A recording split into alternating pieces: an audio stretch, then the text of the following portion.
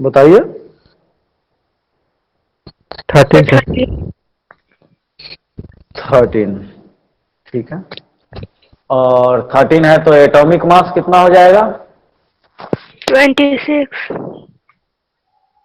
26। 13 plus 2, 13 into 2 plus 1, तो कितना हो गया? 27। ये तो ये ट्रिक बताए थे कि कैसे याद करना है। 4 को, फिर ये सर 7 को। 26 भी रहता है, 27 भी रहता है। हाँ, 4, 7, 9, 17 एंड 18। इनके केस में थोड़ा 20 तक में एक्सेप्शन है, बाकी में तो बस वही रूल है कि आप अगर इवन है तो उसको 2 से मल्टीप्लाई कर दीजिए, ऑड है तो 2 से मल्टीप्लाई करके 1 ऐड कर दीजिए, वही उसका क्या हो जाएगा? एटॉमिक मास हो जाएगा। ठीक है। चलिए, तो आज एल्युमिनियम के बारे में पढ़ना था। Atomic number, atomic mass 27। तो एल्युमिनियम का सबसे ज्यादा पाए जाने वाला और कौन सा है? एल्युमिनियम का सबसे ज्यादा पाए जाने वाला और कौन सा है? Sir bauxite. बॉक्साइट। ठीक है, बॉक्साइट सबसे ज्यादा पाया जाने वाला और है। इतने सारे और हैं, ऑक्साइड फॉर्म में पाए जाने वाले, सिलिकेट फॉर्म में पाए जाने वाले, फ्लोराइड फॉर्म में पाए जाने वाले, लेकिन बॉक्साइट जो है चीफ और है, मेन और जो है वो बॉक्साइट ही होता है और वही सबसे ज्यादा अमाउंट में पाया जाता है। तो देखिए, दो तरह से एल्युमिनियम में वो होता है, बॉक्साइट भी दो टाइप के होते हैं, एक रेड बॉक्साइट और एक व्हाइट। व्हाइट में क्या होता है? व्हाइट में इम्प्योरिटी जो होता है वो आपका होता है सिलिका, और रेड में आयरन, टीन वगैरह वगैरह इसमें इम्प्योरिटी होते हैं। तो ये एक ऐसा मेटल है जो कि आपका कार्बन वगैरह से ज्यादा रिएक्टिव है। तो इसका जो रिडक्शन है, इसके ऑक्साइड से जो हम मेटल ऑब्टेन करते हैं by the process of reduction, तो वहां पे हम लोग कार्बन, कार्बन मोनोऑक्साइड या कार्बन डाइऑक्साइड का यूटिलाइजेशन नहीं हो पाता है।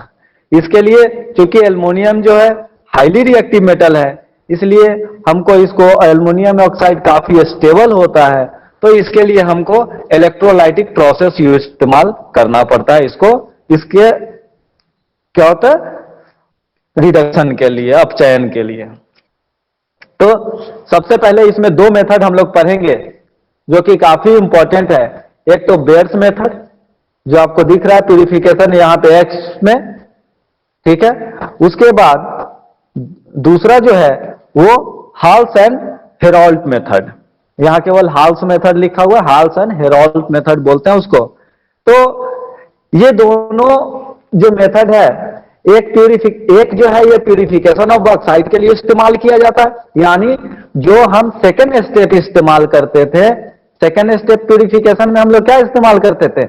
कंसंट्रेशन और का कंसंट्रेशन इंक्रीज करना, कंसंट्रेशन और को बढ़ाना, इंप्यूरिटी बढ़ाना। तो ये मेटल जो है ये ज्यादा रिएक्टिव है, ठीक है। जब ये रिएक्टिव ज्यादा है तो इसके रिएक्टिविटी का हम लोग इस्तेमाल करते हैं इसको क्या करने के लिए? आपको सेपरेट करने के लिए, इसको कंसंट्रेट करने के लिए, यानी इसका कंसंट्रेशन इंक्रीज करने के लिए, ऑक्साइड फॉर्म।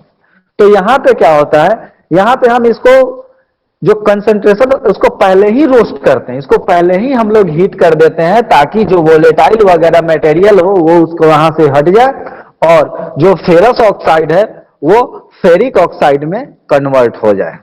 तीन, ये सर सारी आवाज कट इंप्योरिटी रहा है। अधिक मात्रा की मात्रा पाई जाती है। तो हमको आयरन को सेपरेट करना होगा एल्युमिनियम से। आवाज साउंड कट रहा क्या है। डिस्कनेक्ट हो जा रहा है? उसमें जो मेजर इंप्योरिटी होता है वो आयरन ऑक्साइड के फॉर्म में होता है, Fe2O3 के फॉर्म। ठीक, अब इसको हम लोग को क्या करना है? रिमूव करना हो। तो बेयर प्रोसेस एक ऐसा प्रोसेस है जिसमें हम लोग क्या करते हैं? इसका कंसंट्रेशन इंक्रीज करते हैं। ओर का, ठीक है। तो जो बॉक्साइड है, जो बॉक्साइट है वो क्या है, वो जो सोडियम हाइड्रोक्साइड है NaOH उसमें डिसॉल्व हो जाता है, और इम्प्यूरिटी जो है आयरन वगैरह है वो NaOH में डिसॉल्व नहीं हो पाता है। तो इस प्रोसेस का, इस प्रॉपर्टी का हम लोग इस्तेमाल करते हैं किस लिए, इसके सेपरेशन।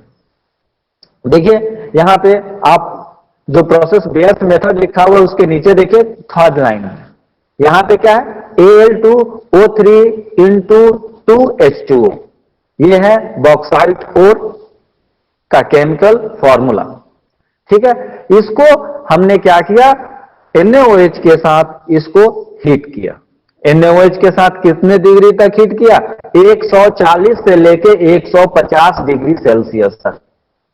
तो क्या होगा वहां पे, वहां पे जो होगा अब बन जाएगा ये Na सोडियम के साथ ये रिएक्ट कर जाएगा और बनाएगा NaAlOH होल 4।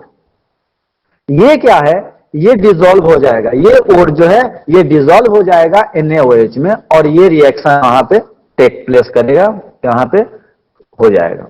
और Fe2O3 सैंड और फिर बाकी जितने भी इंप्यूरिटी है टीन वगैरह, वो क्या है, वो NaOH में डिसॉल्व नहीं होगा, उसमें घुलेगा नहीं। तो हम क्या करते हैं इसके बाद, यही कहलाता है लिंचिंग प्रोसेस। इसमें क्या होता है कि अब हम एक फिल्टर पेपर लेंगे, उस फिल्टर पेपर से क्या करेंगे कि इसको, ये डिसॉल्व हो गया है तो इसको क्या करेंगे, जब हम उस फिल्टर पेपर के थ्रू पास कराएंगे तो जो डिसॉल्व लिक्विड है वो तो पास हो जाएगा, लेकिन जो इंप्यूरिटी है वो इंप्यूरिटी उस पर सेपरेट हो जाएगा। तो इस तरीके से हम लोग केमिकल मेथड से क्या करते हैं, इसको कॉन्सेंट्रेट करते हैं। यही केमिकल मेथड कॉन्सेंट्रेशन प्रोसेस जो होता है ये कहलाता है लीचिंग। जो हमने वहां पे जब प्रोसेस बता रहे थे कि कॉन्सेंट्रेशन ऑफ ओर कैसे इंक्रीज करते हैं, वहां पे आपको बताया गया था gravity separation, magnetic separation, leaching वगैरह। तो उसी का वही है कि यहाँ पे जो केमिकल प्रोसेस है जो यूज होता है एल्युमिनियम ओर के एक्सट्रैक्शन में आपको दिख रहा है। अब जो यहां पे जो आपका सोडियम मेटा एल्यूमिनेट जो आया उसको क्या करेंगे, अगर हम हीट करेंगे, ठीक है, उसको हीट करते हैं, ठीक है। तो हीट करते हैं और प्लस क्या करते हैं, हीट नहीं करते हैं उसको, 150 डिग्री तक वो हीटेड होता है, तो उसको हम लोग कूल करेंगे कितने डिग्री तक, 50 डिग्री तक। 50 डिग्री तक उसको कूल करेंगे और क्या करेंगे, उसमें वाटर डालते हैं। तो यहां पे पहले ही आपको दिखा दिया गया है कि वाटर डाला हुआ है, उसका हम एक जो स्टेप बाय रिएक्शन होता है वो आपको रिप्रेजेंट करते हैं, वो आपको करके दिखाते हैं कि ये कैसे उस चीज को होता है। जैसे यहां पे क्या हुआ, डायरेक्ट जो उसके हाइड्रोक्साइड फॉर्म में चेंज कर दिया। तो इस चीज को अभी हम लोग देख लेते हैं कि क्या क्या यहां पे होता है।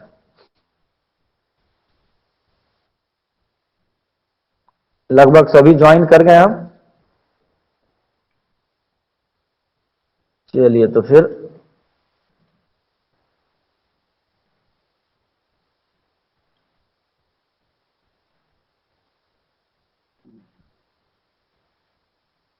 चलिए यहां देखिए हमारा और का क्या वो था, A2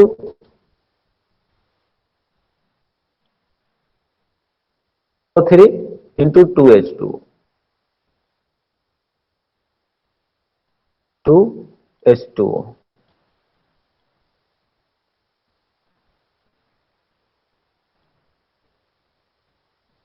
फिर अब इसको क्या करते हैं, इसको हम लोग NaOH से रिएक्ट कराते हैं,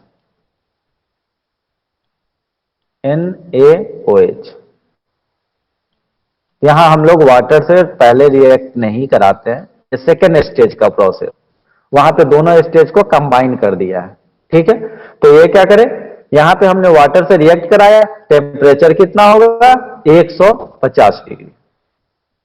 140 से लेके 150 डिग्री तक होता है। किसी किसी बुक में अगर आप देखेंगे तो वहां पे लिखा हुआ होता है 140 डिग्री। तो 140 से 150 डिग्री के टेम्परेचर तक हम इसको रिएक्ट कराते हैं, तो ये बनेगा NaAlO2।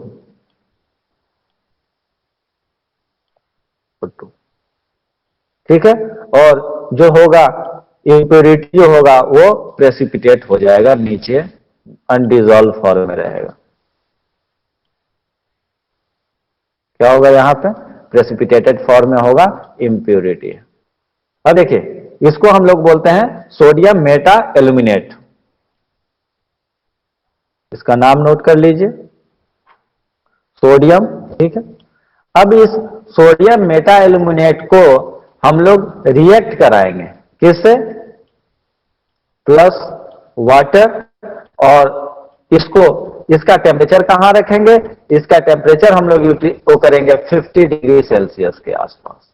तो अब जैसे यहां पे एल्यूमिनेट जो बना ये, तो इसको हम लोग क्या करेंगे? इसको हम लोग फिल्टर पेपर से क्या करेंगे? सेपरेट कर लेंगे।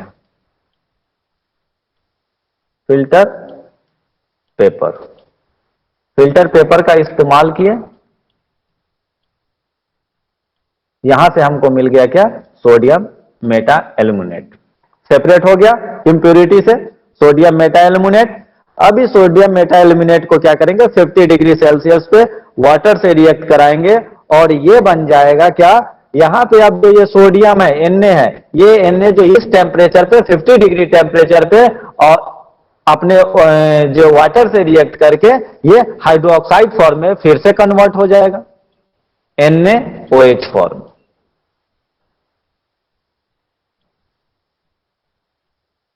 और जो है हमारा एल्युमिनियम हाइड्रोक्साइड जो है वो प्रेसिपिटेटेड फॉर्म में कन्वर्ट हो जाएगा, OH होल 3। देखिए ये क्या हो जाएगा? ये प्रेसिपिटेट हो जाएगा, PPT प्रेसिपिटेट। प्रेसिपिटेट कहने का मतलब है कि नीचे जैसे होता है ना कि बैठ जाना। कोई चीज को अगर मान लीजिए मिट्टी वगैरह को हमने पानी खोल दिया और उसको थोड़ी देर के लिए छोड़ दिया शांत होने के लिए, वो शांत होके क्या होगा? जो डस्ट पार्टिकल है, जो हेवी पार्टिकल है, वो क्या होगा? धीरे धीरे धीरे धीरे बॉटम में सेटल डाउन हो जाएगा, यानी बैठ जाएगा। तो यहां से क्या करते हैं हमने सोडियम मेटा एल्यूमिनेट को रिएक्ट कराया H2O पे एट 50 डिग्री सेल्सियस, वो कन्वर्ट हो गया क्या? NaOH में और एल्यूमिनियम हाइड्रोक्साइड में। तो एल्यूमिनियम हाइड्रोक्साइड प्रेसिपिटेट हो जाएगा, वो नीचे बैठ जाएगा। यहां पे फिर से हम फिल्टर पेपर के माध्यम से इसको Fe लिख देते हैं। फिल्टर पेपर के माध्यम से हम क्या कर रहे हैं? हम इसको सेपरेट कर ले रहे हैं एल्यूमिनियम हाइड्रोक्साइड को, और इस सोडियम जो हाइड्रोक्साइड को हम लोग फिर से यहां पे नेक्स्ट प्रोसेस के लिए, आगे के लिए यूटिलाइज कर सकते हैं। तो यहां पे देखिए ये NaOH जो है ये रिसाइकल हो जाता है और ये दोबारा यूटिलाइज हो जाता है। तो इससे क्या होता है कि हमारा जो कॉस्ट है एक्सट्रैक्शन का वो कम रहेगा। अब देखिए एल्युमिनियम हाइड्रोक्साइड हमको यहां पे मिल गया। तो स्टेप 1 में ये हुआ, ठीक है। पहला स्टेप 1 क्या हुआ कि हमने पहले सॉल्युबल प्रोडक्ट बनाया, एक सॉल्युबल प्रोडक्ट बनाया सोडियम मेटा एल्यूमिनेट। वो सॉल्युबल प्रोडक्ट जो है उससे हमने इंप्योरिटी को सेपरेट कर लिया फिल्टर पेपर, और जो इंप्योरिटी है उसको बाहर कर दिए और सोडियम एल्यूमिनेट हमारे पास आ गया। सेकेंड स्टेप में अब क्या करते हैं कि हम उस सोडियम एल्यूमिनेट से फिर अपना जो ओर है वो हाइड्रोक्साइड फॉर्म में गेन कर लेते हैं। कि कैसे? तो उसे वाटर से रिएक्ट करा के और 50 डिग्री टेम्परेचर पे उसको रिएक्ट कराते हैं तो हमको NaOH और एल्युमिनियम हाइड्रोक्साइड मिल जाता है। फिर हम लोग यहाँ पे फिल्टर पेपर का यूज करते हैं और एल्युमिनियम हाइड्रोक्साइड और NaOH को सेपरेट कर लेते हैं। ये NaOH फिर से इस्तेमाल हो सकता है और ये एल्युमिनियम हाइड्रोक्साइड आगे के प्रोसेस में चला जाता है। तो ये हो गया आपका कौन सा स्टेप 2। सोडियम एल्यूमिनेट से क्या करना, एल्युमिनियम हाइड्रोक्साइड और सोडियम हाइड्रोक्साइड सेपरेट करना। ठीक है। अब जो थर्ड स्टेप है, यहां पे क्या करते हैं, यहां पे बस हम इसको, इस हाइड्रोक्साइड को कन्वर्ट करते हैं किसमें, ऑक्साइड फॉर्म, जिसको हम लोग बोलते हैं एल्यूमिना। तो क्या करते हैं, यहां पे हम लोग क्या करते हैं, इस ये जो Al और OH आपको मिला, Al OH होल 3 जो आपको मिला, इसको हम लोग क्या करते हैं, हीट करते हैं। इसको किया हीट, ठीक है। तो यहां से हमको मिलेगा, इग्नाइट बोलते हैं, Al2O3, ठीक है। इसको बोला जाता है क्या, एल्युमिनियम ऑक्साइड। हाँ, एल्युमिनियम ऑक्साइड केमिकल नेम हो गया ऐसे, एल्यूमिना। ठीक है। नाम अगर मान लो विजय प्रताप सुंदर सिंह है, इतना बड़ा नाम है, तो उसको लोग पूरे नाम से बुलाते हैं, नहीं बुलाते ना, सीधा बोलते हैं विजय या वीर, विक्रम, कुछ भी ऐसा बोल दिया, ये कॉलिंग नेम बना लेते हैं। वैसे ही हमने भी एल्युमिनियम ऑक्साइड बहुत बड़ा हो जाता, तो उसको क्या कर दिया, शॉर्ट नेम हो गया एल्यूमिना। अब इस एल्युमिना का जो है, इसी से अब हमको एल्युमिनियम रिडक्शन के थ्रू प्राप्त करना है, ऑब्टेन करना है। तो इस पूरे प्रोसेस को हम लोग बोलते हैं बेयर्स प्रोसेस। क्यों, क्योंकि ये साइंटिस्ट हैं, इनका नाम था बेयर्स, इन्होंने ही इस चीज को जो है फाइंड आउट किया था। बोलिए, इतना चीज क्लियर हो गया है, आगे बढ़े। सर इसमें पीपीटी क्या होता है सर? पीपीटी यानी प्रेसिपिटेट। प्रेसिपिटेट का मतलब होता है, हिंदी में अगर आप वो कर रहे थे प्रेसिपिटेट, अगर नहीं तो गाद जिसको बोलते हैं ना, नीचे जो बैठ जाना, सेटल डाउन हो जाना, वही चीज। Okay sir. जैसे मान लीजिए आपने एक मिट्टी, एक गिलास पानी लिया, उसमें थोड़ा सा क्या बोलते हैं, सैंड वगैरह डाल दिया, अब उसको स्टीयर कर दिया, घुमा सर दिया, जैसे चूना, चूना को घोरते हैं ना पानी में। हाँ, चूना में भी ऐसा होता है, चूना में भी ऐसा होता है, पानी में जब डालते हैं तो रिएक्ट करता है, वहां से क्या होता है कि जब छोड़ देंगे सारा रिएक्शन हो जाता है, छोड़ देंगे तो नीचे के तरफ बैठ जाता है, और ऊपर आपको दिखेगा मतलब साफ पानी। तो वही प्रेसिपिटेट यानी नीचे बैठ जाना। तो पीपीटी जहां पे लिखा होता है कि साइड में और ऐसे एरो का साइन बनाया होता है, तो उसका मतलब है कि ये नीचे सेटल डाउन हो जाता है। और इस तरीके का अगर साइन कहीं पे आपको दिखता है ऊपर की तरफ ऐसा, तो उसका मतलब है कि वो इवेपोरेट हो जाता है, ऊपर वहां से गैसियस फॉर्म में रिलीज हो जाता है। ठीक है। ओके सर, इसका सर फुल फॉर्म क्या होता है? और किसका, पीपीटी का फुल फॉर्म? प्रेसिपिटेट। अच्छा, ओके सर। ये सॉलिड फॉर्म में ही होता है, छोटे छोटे सॉलिड, मतलब एकदम बड़ा सा सॉलिड नहीं होगा, लेकिन सॉलिड का छोटा छोटा छोटा छोटा टुकड़ा। तो हम लोग उसको सेपरेट करने के लिए क्या करते हैं, ये तो लिक्विड फॉर्म में है ये, और ये क्या है, ये प्रेसिपिटेटेड फॉर्म में है, यानी छोटा छोटा सॉलिड के फॉर्म में है। सॉलिड तो उसको क्या करेंगे हम, फिल्टर पेपर का यूज करके उसको एक तरह से बोलिए कि हम फिल्टर कर लेंगे, छान लेंगे। जैसे कैसे होता है, चाय पत्ती और चाय पत्ती छोटे छोटे टुकड़ा होता है, और उसको हम लोग जैसे ही फिल्टर का इस्तेमाल करते हैं, और वो चाय पत्ती अलग और चाय अलग ना। Yes sir. तो ये चीज हो गया। तो क्या हुआ, ये इसका हमने क्या किया, ये इसमें सॉल्युबल है, इसलिए हमने क्या किया, एक सॉल्युबल कंपाउंड वो बना लिया, सॉल्यूशन बनाया। उस सॉल्यूशन में सोडियम मेटाल्यूमिनेट बना NaOH से रिएक्ट करके, और ये जो है, जो इम्प्यूरिटी था, हमारा इम्प्यूरिटी क्या, ज्यादातर इम्प्यूरिटी होता है Fe2O3, Fe2O3, ये जो होता है ये इसमें सॉल्युबल नहीं है।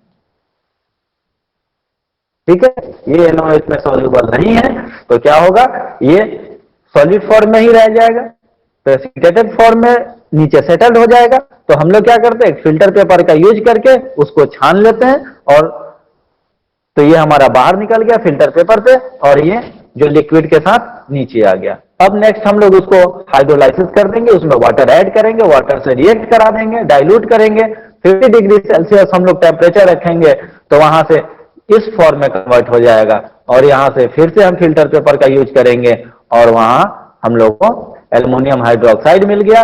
उसको 1000 डिग्री सेल्सियस पे इग्नाइट करेंगे, 1000 डिग्री सेल्सियस पे इग्नाइट करेंगे, तो उससे हमको क्या मिल जाएगा, एल्युमिनियम ऑक्साइड, जिसको हम एल्यूमिनिया के नाम से भी जानते हैं। चलिए सर अब देखिए, अब सबसे ज्यादा प्रॉब्लम अब यहीं पे आ गया। हाँ बोलिए। सर इग्नाइट और हीट दोनों एक ही चीज है? इग्नाइट मतलब, हीट मतलब होता है कम टेम्परेचर पे, इग्नाइट मतलब होता है बिल्कुल उसको जला देना। Okay sir. ज्यादा टेम्परेचर का मतलब होता है कि इग्नाइट कर देना, कम टेम्परेचर का मतलब हो गया हीट देना। अब किसी को मान लीजिए क्या करे कि 50 भी कोई वो है, हम कोई कपड़े को भी बोले कि उसको सुखा देते, तो सुखाने का किसी चीज को है कि हीट कर दें, गर्म कर दो, तो गर्म कर दें, तो उसका क्या होगा कि वो थोड़ा गर्म करने के लिए बोला कि उसका कंपोजिशन ना बिगड़े। ठीक है, वो वही चीज रहे, बस उसमें हीट, उसका टेम्परेचर बढ़ जाए। यहां पे इग्नाइट करने का मतलब है कि इसमें जो वाटर है, वो वाटर को हमने वेपराइज कर दिया, और वो वाटर जो H2O के फॉर्म में वेपर में कन्वर्ट हो गया, और बच क्या गया, Al2O3। नेक्स्ट स्टेप चले। Yes sir. चलिए, तो ये था स्टेप 2। क्या किया हमने स्टेप 2 में? स्टेप 2, स्टेप 2 तो हमारा क्या था, कंसेंट्रेशन ऑफ ओर। तो हमने कंसेंट्रेशन ऑफ फोर्स के लिए क्या यूज किया, बेयर्स प्रोसेस।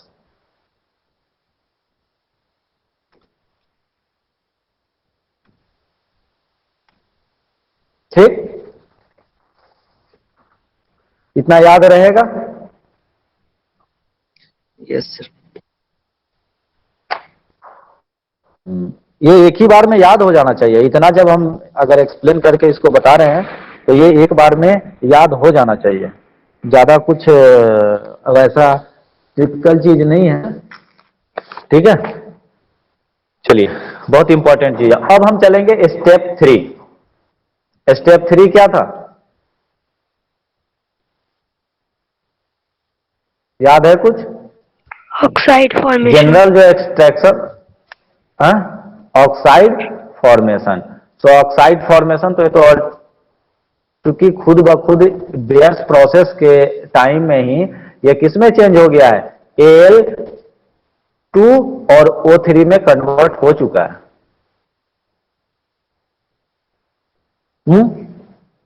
यानी कंसंट्रेशन ऑफ ओर्स जो हम इसका किए, उसमें ये अपने ऑक्साइड फॉर्म में चेंज हो चुका है। तो स्टेप 3 का कैल्सिनेशन C&R इसका जरूरी नहीं है। तो स्टेप 3 का क्या है, रिक्वायरमेंट नहीं है। नेक्स्ट जो है, उसके बाद अब हम लोग क्या करते हैं,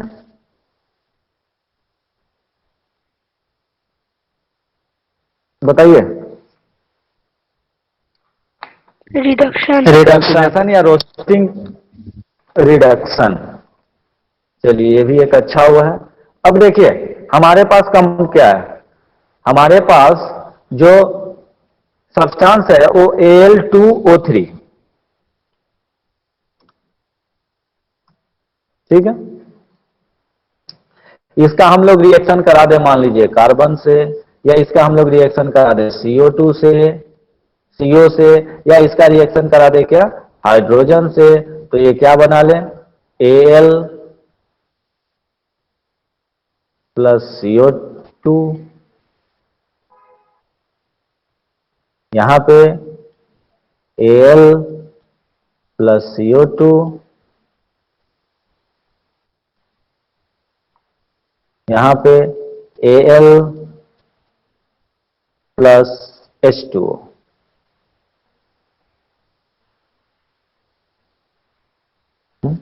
रिडक्शन में हम लोग आयरन के रिडक्शन में यही देखे थे ना कि हम लोग क्या करते थे, कार्बन या कार्बन मोनोऑक्साइड से उसको रिएक्ट करा देते थे आयरन ऑक्साइड को। तो वो क्या होता था, वो इसको रिड्यूस कर देता था और हमको आयरन मिल जाता था और CO2 वहां से गैस वहां से इवेपोरेट हो जाता था। यही देखे थे। लेकिन यहां पे ये सारा चीज नहीं होगा। क्यों? कोई बता सकते हैं?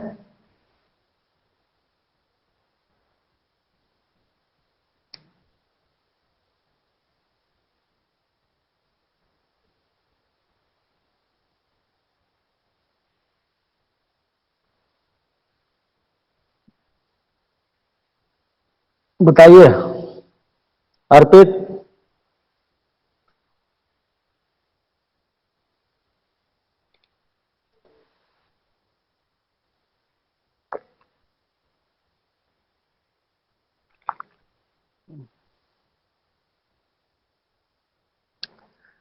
आप लोग जो अपने नॉलेज पे है, उस नॉलेज जितना आपको पता है उस पर अगर एनालाइज कीजिएगा, उस पर अगर आप सोचिएगा कि ऐसा क्यों होता है, उसमें तो हो जाता था इसमें क्यों नहीं हो पाता है, तो आपको रीजन मिल जाएगा। ठीक है, थोड़ा होता है कि रिएक्टिविटी देखे क्यों ऐसा रिएक्ट करता है, थोड़ा हम लोग वो देखे कि कौन किससे ज्यादा रिएक्टिव है। ऑक्सीडेशन अगर करना, कोई किसी से अगर कुछ छीन ले रहा है तो कब छीन सकता है, जब कैपेसिटी उसकी ज्यादा हो। तो कैपेसिटी, एलिमेंट की कैपेसिटी कैसे चेक करते हैं? उसके रिएक्टिविटी के हिसाब से। अगर ज्यादा रिएक्टिव होगा तो नहीं कर पाएगा, कम रिएक्टिव होगा रिएक्टिव कर पाएगा, अगर कम रिएक्टिव होगा तो नहीं छीन पाएगा। एक तो ये चीज है। तो थोड़ा जो वो है उसको पढ़ना भी होता है। जैसे देखे ना कि किसी चीज का इवोल्यूशन कैसे होता है, कि जब हम उसके पीछे सोचें, उस चीज को ट्राई करें तभी। तो जैसे जैसे हम ट्राई करते हैं, आपको इसमें से कोई जिम भी जाते हैं क्या?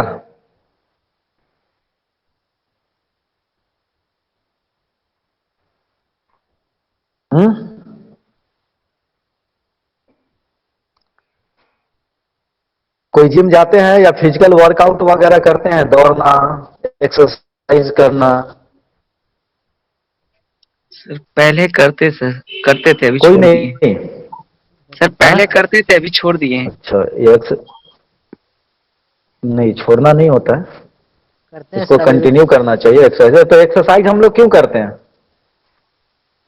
बॉडी फिटनेस के लिए। बॉडी फिटनेस के लिए। और लोग जिम क्यों करते हैं? बॉडी मसल्स बनाने के लिए। बनाने के मसल लिए। डेवलप करने के लिए। हाँ, डोले सोले दिखे, लोग देखकर इंप्रेस हो जाएं कि वाह इतना मजबूत आदमी जा रहा है। एक्सरसाइज भी हम लोग वही करते हैं, हमारा बॉडी फिट रहे, हमारा स्ट्रेंथ बढ़े, हमारा जो लोड सहने की कैपेसिटी हो वो इंक्रीज हो। तो उसी तरह आपका एनालिसिस भी है। आप अगर मेंटल एक्सरसाइज नहीं करेंगे तो आपका ब्रेन कैसे आपको इंक्रीज होगा, कैसे उस चीज को सोचने समझने की कैपेबिलिटी उसकी बढ़ेगी। हमारा पूछने का कारण, हम तो आपको बता देते एक बार कि हाँ ऐसा ऐसा होता है, ये चीज होता है, हमारा भी काम आसान, आपका भी काम आसान। आपको भी मोबाइल बंद करके चले जाते, हमारा भी ये क्लास, अच्छा ये चैप्टर खत्म हो गया, बात खत्म।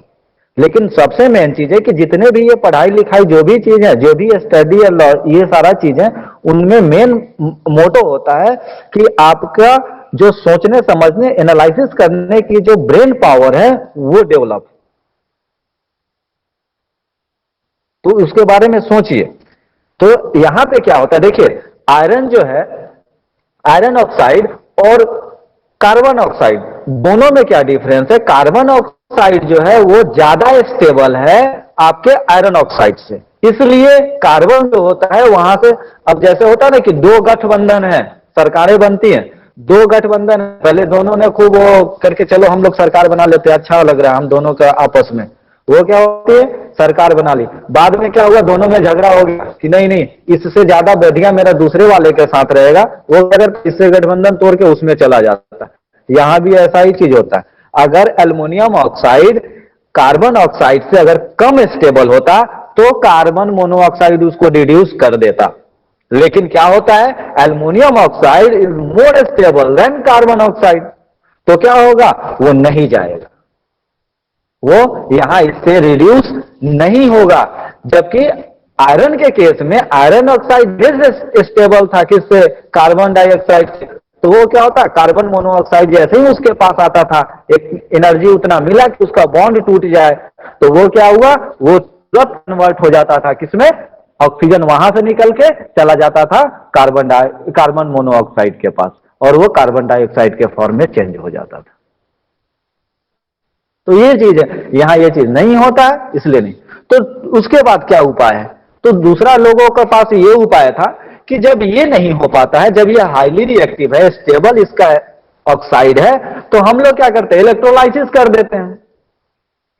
क्या करते हैं, दो मेटल का प्लेट लिए और वहां पे जो है उसको हीट कर देते हैं, उसको क्या करते हैं कि इलेक्ट्रोलाइट बना देते हैं, दो तरफ से दो फोर्स लगा दिया, एक तरफ से पॉजिटिव एक तरफ से निगेटिव, क्योंकि अब ये भी तो है, ये भी जो रिएक्ट किया है तो ये भी तो मेटल और नॉन मेटल है, तो एक आपको पॉजिटिव होगा, इलेक्ट्रो पॉजिटिव होगा, और दूसरा निगेटिव होगा।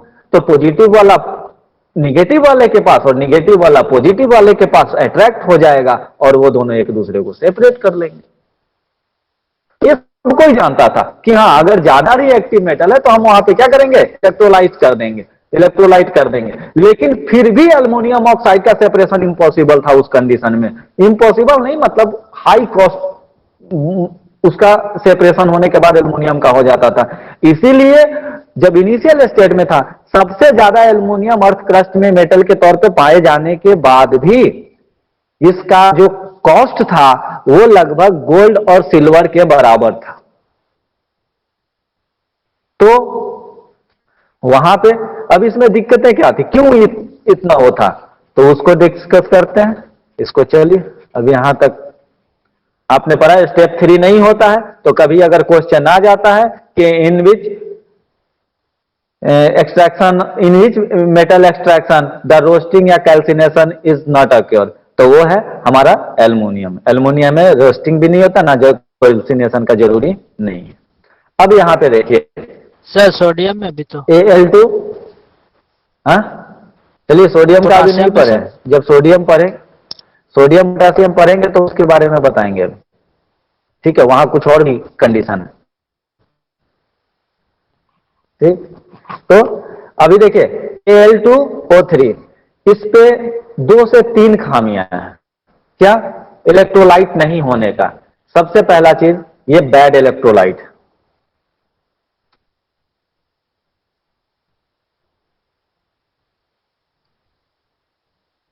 ठीक है।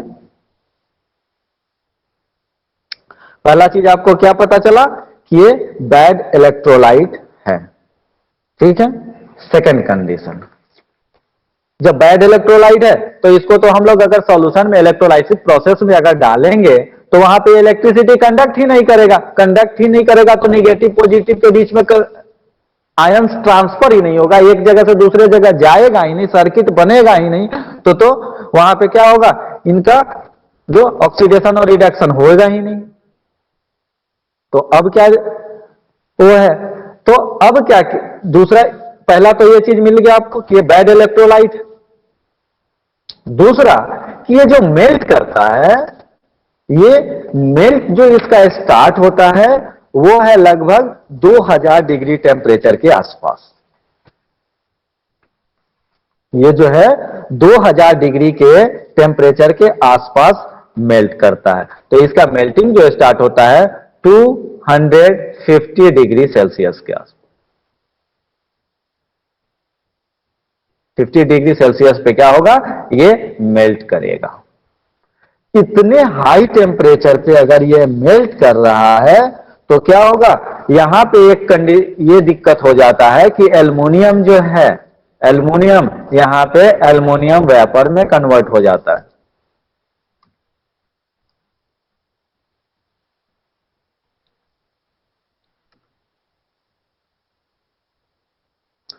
वेपर में बदल गया। अब जो है एल्युमिनियम वेपर में चेंज हो गया। तो ये जो वेपर में चेंज हो गया, तो अब इसको एक्सट्रैक्ट करना फिर मुश्किल है, इसको रिड्यूस करना मुश्किल है। दूसरा जो दिक्कत है वो हमारा ये हो गया, पहला वो और दूसरा ये चीज। अब इन दोनों का सॉल्यूशन क्या है? और तीसरा चीज हो गया, इतने टेम्परेचर पर अगर ये मेल्ट हो रहा है तो यहां पे एनर्जी लॉस भी ज्यादा होगा।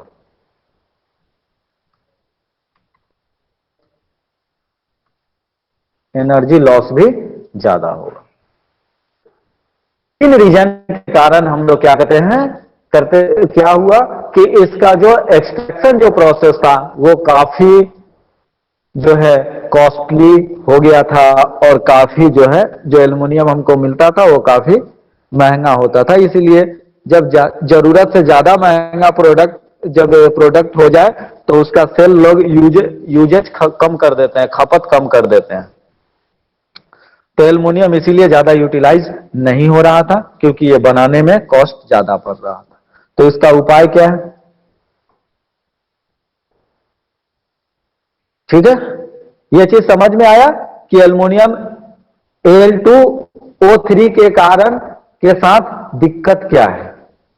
ये परेशानी थी Al2O3 को रिड्यूस करने में, क्योंकि ये ज्यादा स्टेबल है तो उसको उस बॉन्ड को तोड़ने के लिए एनर्जी भी ज्यादा लगेगा, और ज्यादा स्टेबल है तो वो जल्दी से आयोनाइज भी नहीं होगा। आयोनाइज नहीं होगा तो करंट सप्लाई एक दूसरे का वहां इलेक्ट्रोलाइट से कंडक्शन नहीं होगा इलेक्ट्रिसिटी का।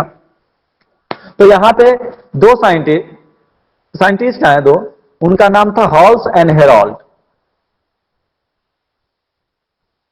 Hall and Harold.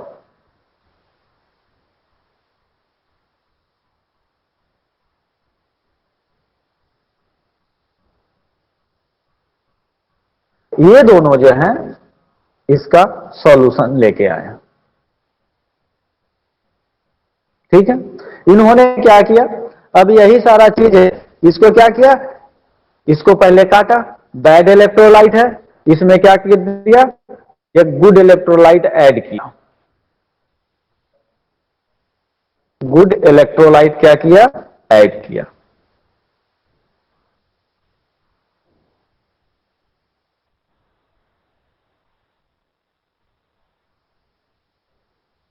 Good electrolyte add किया। दूसरा, इसके जो ढाई है 2000 के करीब जो टेम्परेचर था, इसको 950 डिग्री के टेम्परेचर पे लेके आया। ठीक है, तो इससे क्या हुआ, फर्स्ट सॉल्यूशन ये, सेकेंड सॉल्यूशन ये। ठीक है, इससे 950 डिग्री से क्या हो गया, एनर्जी लॉस भी कट गया और ये भी कैंसिल हो गया। तो इसके लिए इन्होंने किया क्या, तो गुड इलेक्ट्रोलाइट के फॉर्म में लेके आइए किसको, क्रियोलाइट को। क्रियोलाइट क्या है, क्रियोलाइट आपका है उसका Na3Al(F6), Na3Al6 Al(F6), इसको बोलते हैं क्रियोलाइट।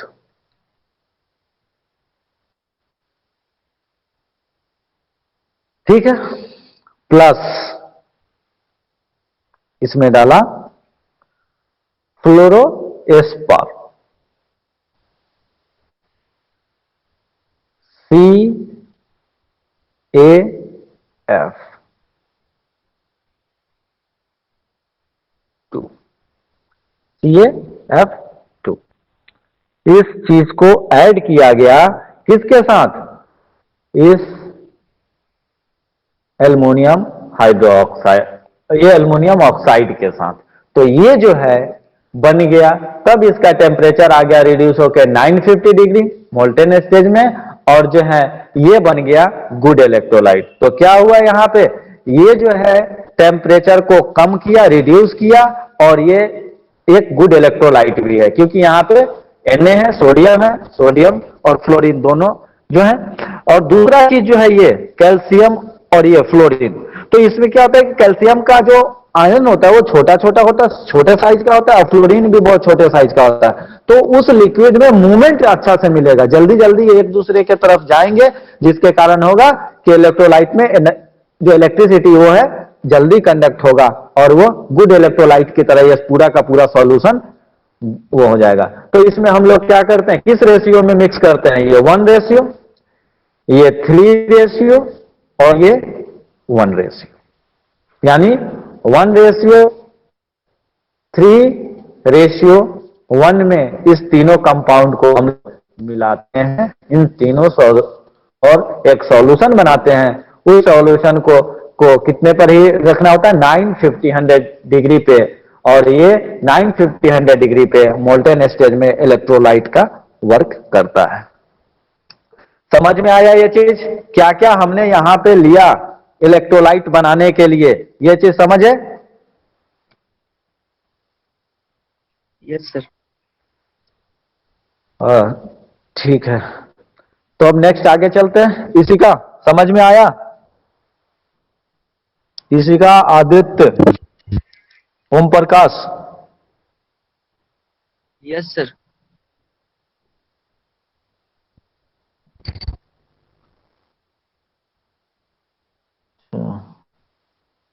चलिए,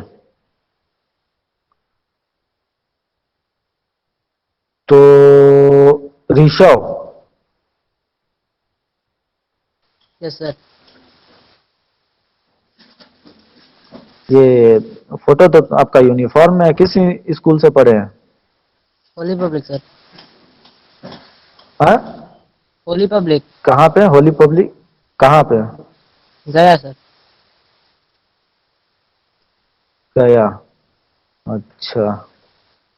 चलिए, अच्छा है। ये यूनिफॉर्म में फोटो जब दिखता है तो लगता है कि बच्चा स्कूल बहुत बार गया है। ठीक है, यस सर। तो हाँ, तो आजकल तो ऐसा भी होता है ना कि बच्चे बहुत ज्यादा स्कूल जाते भी नहीं, पढ़ते भी नहीं है, और ये क्या होता है कि धीरे धीरे उनका जो सोचने समझने का, जो एनालिसिस करने का जो पावर होता है वो धीरे धीरे रिड्यूस होता है। तो चलिए, अभी हम लोग को एक पूरा इलेक्ट्रोलाइसिस प्रोसेस देखना है, तो इसलिए हम लोग थोड़ा वो करते हैं, फिर हम लोग जो भी बातचीत करना होगा तो बातचीत उसके बाद करेंगे। ठीक है, तो इसको मिटा दें, साफ कर दें इसको। Yes sir. Yes sir. इतना ही साफ करते हैं, नहीं ऊपर वाला भी तो हो गया। डिलीट।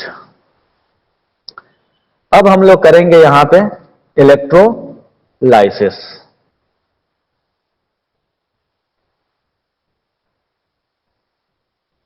इसका थोड़ा डायग्राम बहुत हुआ है।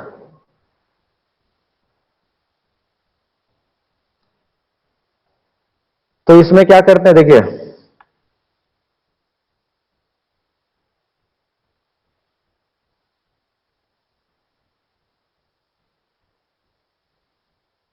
यहां पे हम इलेक्ट्रोलाइट के तौर पे किसका यूज करेंगे, यहां नीचे लिख रहे हैं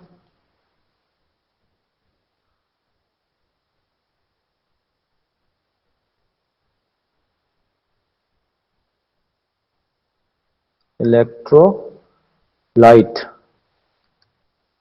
ठीक है, इलेक्ट्रोलाइट पे के तौर पे हम लोग यूज करेंगे molten. Electrolyte generally molten liquid form में ही होता है। क्या क्या होता है सो देखिए, Al2O3,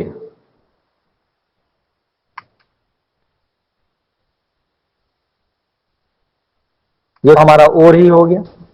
ठीक है, प्लस क्लोराइड A3 और AlF6। उसके बाद हम लोग यूज करेंगे उसके साथ में CaF2। किसी किसी बुक में आपको दिया होगा कि AlF3 भी यूज कर लेते हैं। तो AlF3 हो जो है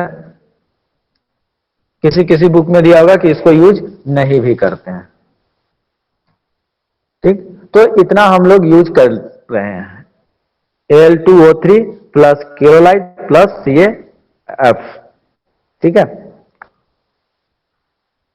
ये मोल्टेन उसमें होगा, इलेक्ट्रोलाइट के फॉर्म में होगा। उसके बाद क्या होता है कि हम इसको जो है थोड़ा इस तरीके से रखते हैं,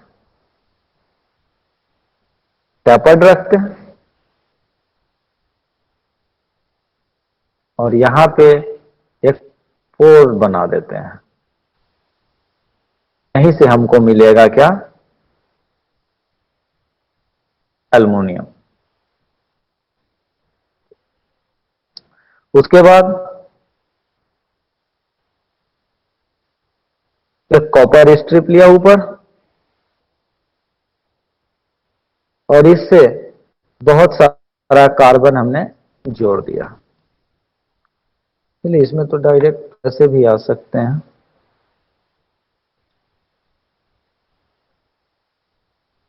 या फिर चलो, बहुत सारा कार्बन हमने क्या किया, यहाँ पे कार्बन रॉड जो वो, और इसको कनेक्ट कर दिया।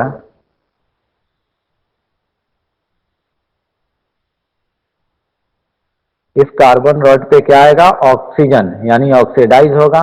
ऑक्सीडाइज कहां होता है बताइए, पॉजिटिव पे या निगेटिव पे?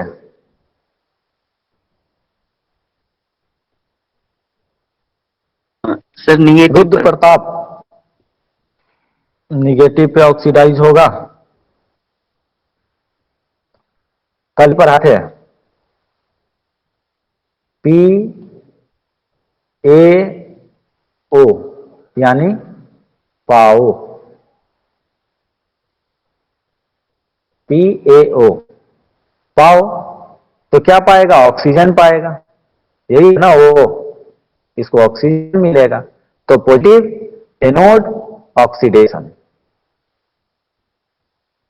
पॉजिटिव क्या बनाया इसको, एनोड।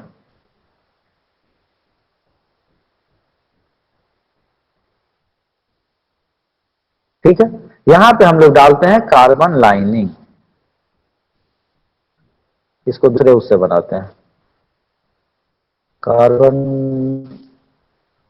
ये पॉट के चारों तरफ हमने क्या बनाया, कार्बन लाइनिंग। इसमें क्या कर दिया, हमने डाला इलेक्ट्रोलाइट।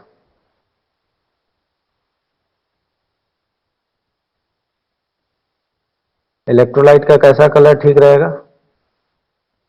ये इसी से डाल देते हैं। ये चलिए, इलेक्ट्रोलाइट ऐसे रेड होता है ज्यादातर, बॉक्साइट जो है लाल कलर का। ठीक है, ये डाला हमने। अब इस पे क्या होता है, देखिए यहां पे आयन कौन कौन से, इतने सारे हैं, इसमें से आयन कौन कौन से मिलेंगे आपको। सो देखिए, इसको हमने इसको ज्वाइन कर दिया किससे, इसको निगेटिव कैथोड,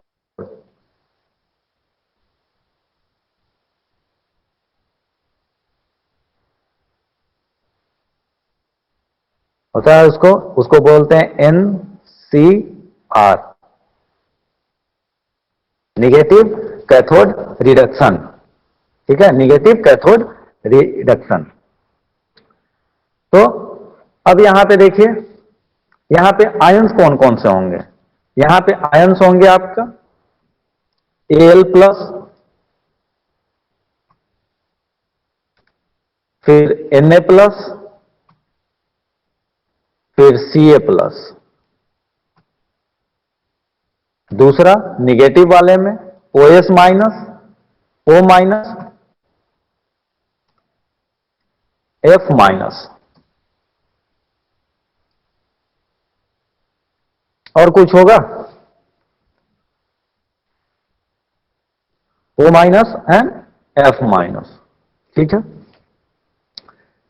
अब ये देखिए, एक इलेक्ट्रोलाइट में एक स्टेप होता है कि जो लेस रिएक्टिव होगा वही सबसे पहले ऑक्सीडाइज या रिड्यूस होगा। तो इन सब में सबसे लेस रिएक्टिव कौन सा है? ये जो कैटायन है इसमें लेस रिएक्टिव कौन है सबसे? सी ए। एल्युमिनियम, सोडियम और Ca में सबसे लेस रिएक्टिव सी ए। एल्युमिनियम। एल्युमिनियम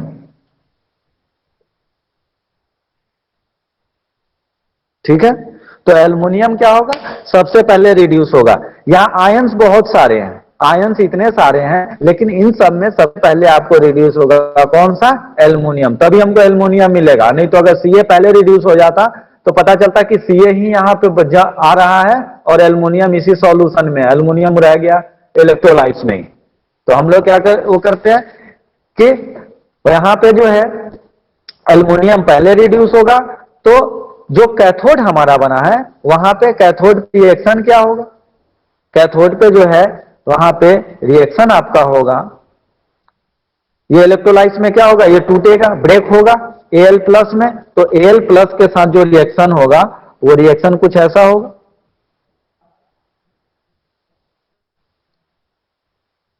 रिएक्शन बता सकते हैं क्या होगा? Al प्लस से Al प्लस को रिडक्शन में क्या होता है?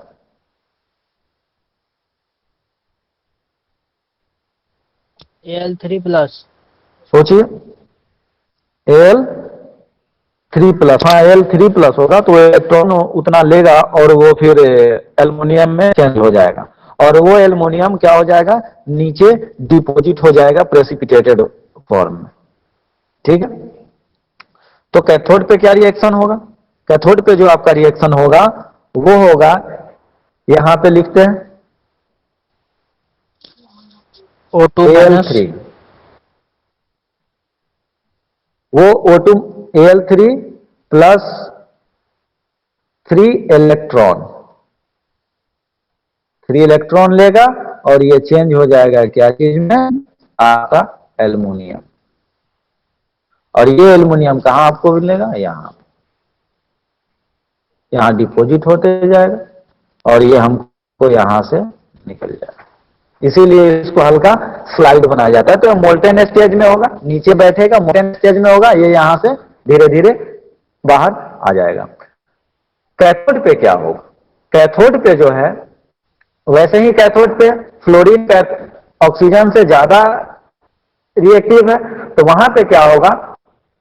ये इलेक्ट्रॉन जो है, ये ऑक्सीजन जो है, ऊपर इसके पास ऑक्सीजन इसके पास ज्यादा है, ये पॉजिटिव चार्ज प्लेट है, इसके पास ऑक्सीजन कम है, तो ये ऊपर की तरफ अट्रैक्ट होगा, यहां से भी अट्रैक्ट होगा, तो यहां क्या होगा? ये अपना इलेक्ट्रॉन दे देगा इसको, तो O2 माइनस जैसे ही कैथोड पे जाएगा तो ये अपना इलेक्ट्रॉन देगा,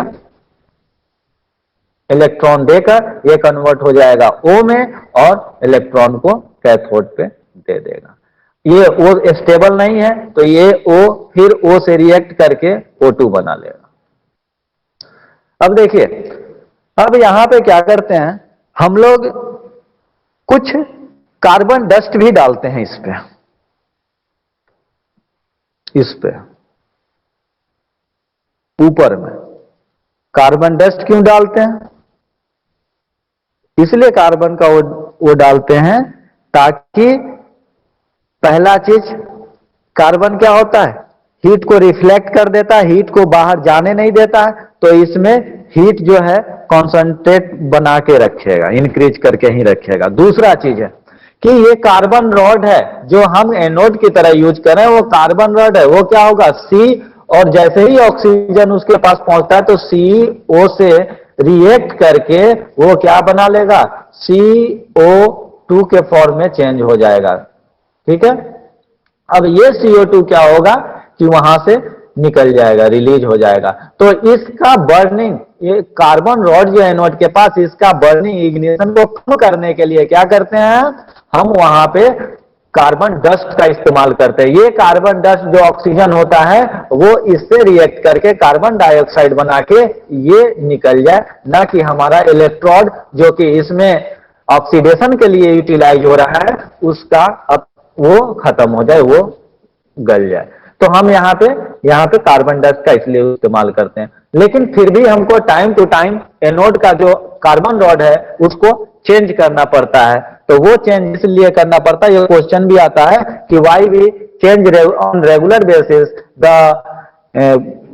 कार्बन रॉड ऑन इलेक्ट्रोड। तो उसका यही कारण है कि कार्बन रॉड ऑन इलेक्ट्रॉन पे जो होता है ये डिकम्पोज हो जाता है। ये क्या होता है, ऑक्सीजन के साथ रिएक्ट करके गैसियस स्टेट हो जाता है और वो वहां से वेपराइज हो जाता है। इसीलिए हम लोग वहां पे जो क्या करते हैं, कार्बन डस्ट का इस्तेमाल करते हैं। तो ये रहा पूरा का पूरा आपका रिएक्शन। इसमें देखिए ये 1:3:1 में यूटिलाइज होता है। तो यहां पे क्या होगा, इसका देखिए ओर का रेशियो 1 है, इसका सबसे ज्यादा रेशियो है 3 और इसका 1। तो ओर और आप इलेक्ट्रोलाइट का जो बाकी जो रेशियो लेंगे वो 1:4 होता है। तो 1:4 तो बस केवल ये हम वहां इकट्ठा कर रहे हैं, इसमें इंप्यूरिटी भी होगा, सारा का सारा आपका एल्युमिनियम नहीं है। तो एल्युमिनियम आपको 1 से भी कम में निकलेगा। तो वो समझ लीजिए इसमें कितना ज्यादा मतलब वेस्ट होता है, इतना ज्यादा स्लैग के फॉर्म में कितना ज्यादा इंप्यूरिटी निकलता है। टाइम हो गया सर, नेक्स्ट क्लास में। ठीक है, फिर चलिए अभी इसको कंक्लूड कर देते हैं। तो ये वही चीज कंक्लूड ही कर रहे, बस खत्म हो गया। हाँ सर, जो कार्बन डालेंगे इसमें बोलिए। उससे वो कितना रेशियो में जाएगा, वो उसी का 4 रेशियो लिखे हैं क्या? कार्बन नहीं, कार्बन तो रॉड है, ये इलेक्ट्रोलाइट है, क्रियोलाइट एंड CaF2, ये दोनों है 1:3:1 में। तो इसका रेशियो 1 है और इसका 3 और 1 मिलाकर 4 हो जाएगा। Okay sir. तो वो है 1:। कार्बन जो उसको रिएक्ट कराने के लिए जो डालते हैं सर, वो कितना अमाउंट में डालेंगे, उसका भी कुछ रेशियो होगा? ये कार्बन डस्ट यस सर, या ऊपर ये वाला नहीं, कार्बन डस्ट हम डालते हैं। यहाँ पे देखिए कार्बन दो चीज है, कार्बन 3 जगह यूटिलाइज हो रहा है। एक तो कार्बन लाइनिंग ये, ठीक है, दूसरा ये कार्बन रॉड और तीसरा ये carbon dust. Yes, carbon dust के बारे में। तो ये कार्बन जो बाकी ये जो कार्बन है एज पर रिक्वायरमेंट कितना हम वहां पे ये डाले हैं, कितना एल्युमिनियम हमको रिड्यूस करना है उसके हिसाब से कि बस इलेक्ट्रिसिटी कंडक्ट हो पाए। ठीक है, चलिए क्लास का टाइम हो रहा है तो नेक्स्ट क्लास भी है, तो बाकी जो क्वेश्चन वगैरह है वो नेक्स्ट क्लास में। ठीक है।